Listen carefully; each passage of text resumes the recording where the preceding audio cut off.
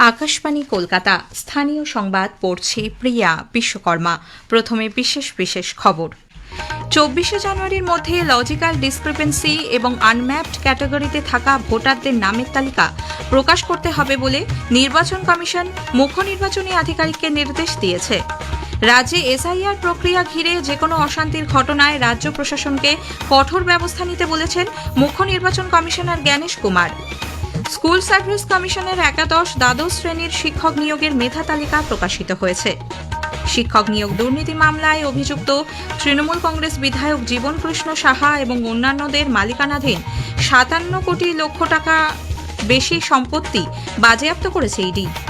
49তম আন্তর্জাতিক কলকাতা বইমেলা আজ শুরু হচ্ছে। রঞ্জি ট্রফি ক্রিকেটে বাংলা আজ সার্ভিসেসের মুখোমুখি হবে। আসছে বিস্তারিত খবরে। রাজ্যে ভোটার তালিকায় বিশেষ নিবিড় সংশোধনী এসআইআর সংক্রান্ত বিষয়ে সুপ্রিম কোর্টের নির্দেশ কঠোরভাবে মেনে চলতে হবে বলে নির্বাচন কমিশন রাজ্যের মুখ্য নির্বাচনী আধিকারিককে চিঠি দিয়েছে।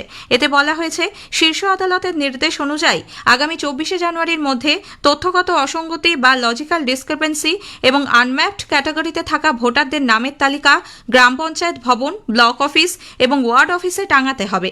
তালিকা প্রকাশের পর নথি জমা দেওয়ার জন্য 10 দিন সময় দেওয়া হবে।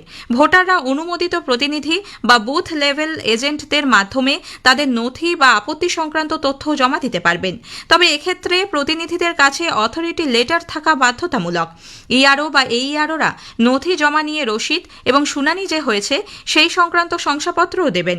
বিএলওদের অথরিটি লেটার, নথি জমার রসিদ এবং শুনানির শংসাপত্র বিএলও অ্যাপে আপলোড করতে হবে। শুনানির সময় মাধ্যমিকের সার্টিফিকেট ছাড়াও গ্রহণ করা হবে অ্যাডমিট কার্ডও। এসআইআর প্রক্রিয়া ঘিরে রাজ্যের বিভিন্ন জায়গায় অশান্তির আবহে মুখ্য নির্বাচন কমিশনার জ্ঞানেশ কুমার আশ্বস্ত করে বলেছেন, আইন শৃঙ্খলা ভাঙার যেকোনো প্রচেষ্টার বিরুদ্ধে কঠোর ব্যবস্থা নেওয়া হবে। কাউকেই আইন নিজের হাতে তুলতে দেওয়া হবে না।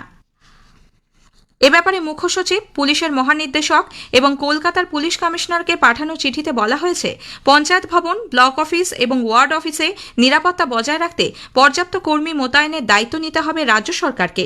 জেলা শাসক ও পুলিশ সুপারদের প্রতিটি শুনানি কেন্দ্রেই পর্যাপ্ত পুলিশি ব্যবস্থা সুনিশ্চিত করতে হবে। সাধারণ মানুষকে কোনো প্ররোচনায় পা না দেবার আহ্বান জানিয়েছে নির্বাচন কমিশন। এসআইআর নিয়ে মুখ্যমন্ত্রী মমতা ব্যানার্জি মানুষকে বিভ্রান্ত করছেন বলে কেন্দ্রীয় প্রতিমন্ত্রী সুকান্ত মজুমদার অভিযোগ করেছেন। উত্তর দিনাজপুরের রায়গঞ্জে গতকাল পরিবর্তন সংকল্প যাত্রায় যোগ দিয়ে তিনি বলেন, ভোট ব্যাংকে ভাটা পড়ার আশঙ্কা থেকেই তৃণমূল কংগ্রেস এই কাজ করছে।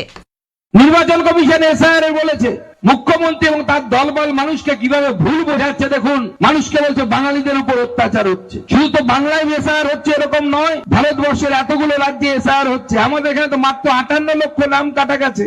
এবার এসআইআর এখনো কমপ্লিট হয়নি। আপনার করণদিঘি থেকে বিধানসভা থেকে বাদ গেছে 21,245 নাম। তৃণমূল কংগ্রেস ভয় পাচ্ছে।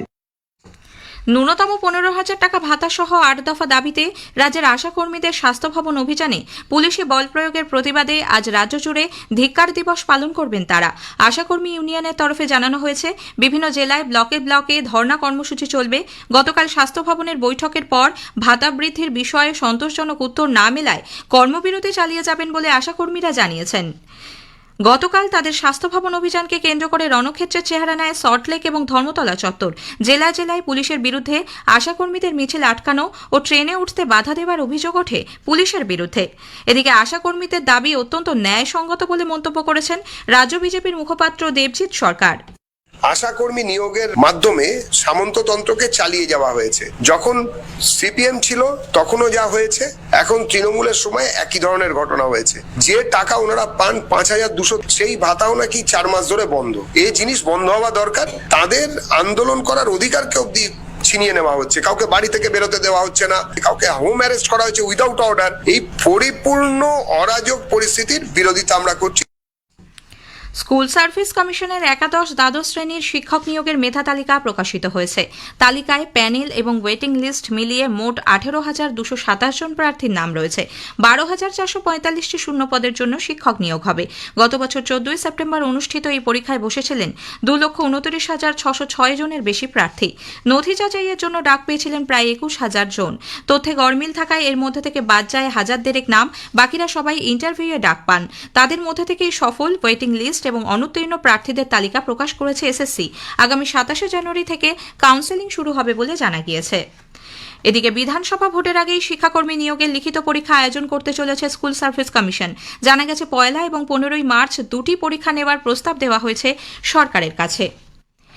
এসএসসি শিক্ষক নিয়োগ দুর্নীতি মামলায় অভিযুক্ত মুর্শিদাবাদের বড়োয়ার তৃণমূল কংগ্রেস বিধায়ক জীবন কৃষ্ণ সাহা, মিডলম্যান প্রসন্ন কুমার রায় এবং অন্যান্যদের মালিকানাধীন প্রায় 57,78,00,000 টাকা মূল্যের সম্পত্তি বাজেয়াপ্ত করেছে ইডি। সামাজিক মাধ্যমে এক বিবৃতিতে ইডি জানিয়েছে, বাজেয়াপ্ত হওয়া সম্পত্তির মধ্যে রয়েছে আবাসিক ভবন, ভিলা, রিসর্ট, জমি ইত্যাদি। নিয়োগ দুর্নীতি মামলায় এই নিয়ে মোট বাজেয়াপ্ত সম্পত্তির পরিমাণ 698 কোটি টাকায় দাঁড়ালো। উল্লেখ্য, 2025-এর আগস্টে ইডির হাতে গ্রেপ্তার হয়েছিলেন জীবন কৃষ্ণ। স্থানীয় সংবাদ শুনছেন আকাশবাণী কলকাতা কেন্দ্র থেকে। আমাদের সংবাদ শোনা যাচ্ছে ইউটিউব চ্যানেল আকাশবাণী সংবাদ বাংলা, ফেসবুক ও ইনস্টাগ্রাম আকাশবাণী সংবাদ কলকাতা এবং এক্স হ্যান্ডেল AIR নিউজ কলকাতাতে। 49তম আন্তর্জাতিক কলকাতা বইমেলা আজ শুরু হচ্ছে। বিকেলে সল্টলেকের বইমেলা প্রাঙ্গণে এর উদ্বোধন করবেন মুখ্যমন্ত্রী মমতা ব্যানার্জি। প্রধান অতিথি হিসেবে উপস্থিত থাকবেন এবারের ফোকাল থিম কান্ট্রি আর্জেন্টিনার বিশিষ্ট সাহিত্যিক গুস্তাভো কানসোব্রে, পাবলিশার্স অ্যান্ড বুক সেলার্স গিল্ডের সভাপতি সুধাংশু শেখর দে এবং সাধারণ সম্পাদক ত্রিদীপ চট্টোপাধ্যায় জানিয়েছেন, মেলার কদিন রাত 10টা পর্যন্ত মেট্রো পরিষেবা চালু থাকছে। একটি প্রতিবেদন। সারা বছরের অপেক্ষার দিন শেষ হচ্ছে আজ। বিকেলেই সূচনা হবে বাঙালির প্রাণের উৎসব কলকাতা বইমেলা। সীমাবদ্ধতার মধ্যেও 49তম বর্ষে স্টলের সংখ্যা থাকছে 1000-এর বেশি। অংশ নিচ্ছে 21টি দেশ। বাজেট সংকুলান না হওয়ার কারণ দেখিয়ে মার্কিন মুলুক মেলা থেকে নাম প্রত্যাহার করেছে। অপরদিকে 15 বছর পর অংশ নিচ্ছে চীন। যথারীতি থাকছে great Britain, Germany, Australia, France সহ লাতিন আমেরিকার অনেকগুলি দেশ। উদ্বোধনী মঞ্চে জীবনব্যাপী সাহিত্য সম্মান জানানো হবে বিশিষ্ট সাহিত্যিক স্বপ্নময় চক্রবর্তীকে। শিশুদের মণ্ডপ তৈরি হচ্ছে লেখক শিল্পী ময়ূখ চৌধুরীর জন্ম শতবর্ষকে স্মরণ করে। ভূপেন হাজারিকা ও সলিল চৌধুরীর জন্ম শতবর্ষ উপলক্ষে 26 ও 27 তারিখ থাকছে আলোচনা সভা ও সঙ্গীতানুষ্ঠান। মেট্রো সংযোগে হাওড়া ও বিমানবন্দর সরাসরি যুক্ত হওয়ায় এবারের বইমেলা একটু দূরের মানুষও সহজে পৌঁছতে পারবেন। টিকিটও মিলবে 1 ও 2 নম্বর গেটের মাঝে থাকা বিশেষ বুথ থেকে। অভিজিৎ চক্রবর্তী, আকাশবাণী সংবাদ, কলকাতা। এদিকে বইমেলা উপলক্ষে আগামীকাল থেকে 3রা ফেব্রুয়ারি পর্যন্ত বিশেষ বাস পরিষেবা দেবে রাজ্য পরিবহন নিগম। রাত 10টা পর্যন্ত কলকাতার বিভিন্ন রুটের জন্য এই পরিষেবা মিলবে। মুর্শিদাবাদের জঙ্গিপুর পুরসভায় প্রশাসক নিয়োগের পুর ও নগর উন্নয়ন দপ্তরের সিদ্ধান্ত বাতিল করেছে কলকাতা হাইকোর্ট। বিচারপতি রাজা বসু চৌধুরী গতকাল জানিয়েছেন, অবিলম্বে প্রশাসক সরিয়ে পুর প্রতিনিধিদের বোর্ড বহাল করতে হবে। গত বছর 19 ডিসেম্বর পুর বোর্ডের বিরুদ্ধে পরিষেবা প্রদানে ব্যর্থতার অভিযোগ তুলে মহকুমা শাসককে প্রশাসক হিসেবে নিয়োগ করা হয়। 24 ডিসেম্বর এসডিও নির্বাচিত কাউন্সিলরদের তাদের পদ থেকে সরিয়ে দিয়ে ওয়ার্ড কোঅর্ডিনেটরদেরকে সে জায়গায় নিযুক্ত করেন। সেই নিয়োগও বাতিল করেছে আদালত। Platform for proactive governance and timely implementation প্রগতির অধীনে অসামরিক বিমান চলাচল মন্ত্রকের 38টি প্রকল্পের কাজ চলছে দেশে। প্রকল্পগুলি পিএমজি পোর্টাল তত্ত্বাবধান করছে। এই প্রকল্পগুলির জন্য খরচ হবে প্রায় 91,000 কোটি টাকা। পশ্চিমবঙ্গের জন্য 1,947 কোটি টাকার 2টি প্রকল্পের অনুমোদন দেওয়া হয়েছে। এর মধ্যে একটির কাজ সম্পূর্ণ, অপর প্রকল্পের কাজ চলছে। কল্যাণীর বেঙ্গল ক্রিকেট একাডেমি গ্রাউন্ডে আজ রঞ্জি ট্রফির ম্যাচে বাংলা সার্ভিসেসের মুখোমুখি হবে। খেলা শুরু হবে সকাল 9টায়। রাজ্যে প্রায় সব জেলাতেই সকাল ও রাতের থেকে শীতের আমেজ থাকলেও বেলা বাড়ার সঙ্গে সঙ্গে চড়ছে তাপমাত্রার পারদ। কলকাতায় সর্বনিম্ন ও সর্বোচ্চ তাপমাত্রা দুটোই এখন স্বাভাবিকের ওপরে। আলিপুরে আজ সর্বনিম্ন তাপমাত্রা রেকর্ড করা হয়েছে 15.7 ডিগ্রি সেলসিয়াস স্বাভাবিকের থেকে, যা 1.6 ডিগ্রি বেশি। প্রধানমন্ত্রী নরেন্দ্র মোদী আগামী রবিবার 25 জানুয়ারি আকাশবাণীতে মন কি বাত অনুষ্ঠানে দেশ বিদেশের মানুষের সঙ্গে তাঁর চিন্তাভাবনা ভাগ করে নেবেন। এটি হবে মাসিক এই বেতার অনুষ্ঠানের 130তম পর্ব। শেষ করার আগে স্থানীয় সংবাদের বিশেষ কিছু অংশ আরও একবার। 24 জানুয়ারির মধ্যে লজিক্যাল ডিসক্রিপেন্সি এবং আনম্যাপড ক্যাটাগরিতে থাকা ভোটারদের নামের তালিকা প্রকাশ করতে হবে বলে নির্বাচন কমিশন মুখ্য নির্বাচনী আধিকারিককে নির্দেশ দিয়েছে। রাজ্যে এসআইআর প্রক্রিয়া ঘিরে যেকোনো অশান্তির ঘটনায় রাজ্য প্রশাসনকে কঠোর ব্যবস্থা নিতে বলেছেন মুখ্য নির্বাচন কমিশনার জ্ঞানেশ কুমার। স্থানীয় সংবাদ শেষ হলো। এর পরের খবর সকাল 9টা বেজে 15 মিনিটে।